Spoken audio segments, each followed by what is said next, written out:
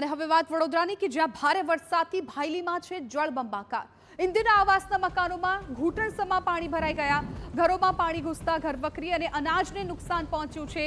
સ્થાનિક કોર્પોરેટરે સ્થળ પર પહોંચી પરિસ્થિતિનો તાગ મેળવ્યો।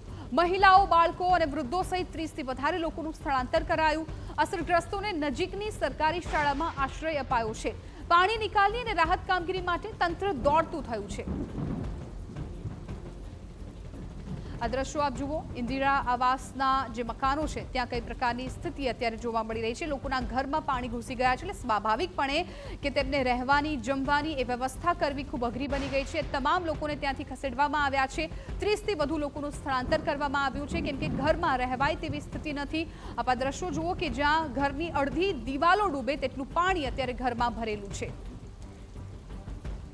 પાણી ભરાયા હતા, અત્યારે એમને રેસ્ક્યુ કરવાનું કામ ચાલુ છે। પાલિકાની મદદથી, ફાયર બ્રિગેડની મદદથી અત્યાર સુધીમાં લગભગ અહીંયા 30 ફેમિલીને લઈ આવ્યા છે ભાયલી કન્યા શાળા સ્કૂલ પર, અને હજુ પણ રેસ્ક્યુનું કામ ચાલુ છે।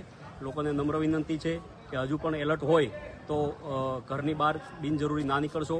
કંઈ પણ કામ હોય, તંત્ર 24 કલાક તમારી સાથે જ છે। કંઈ પણ જરૂર હોય, કોઈ પણ કાઉન્સિલરને, કોઈ પણ અધિકારીને આપ ફોન કરી શકો છો।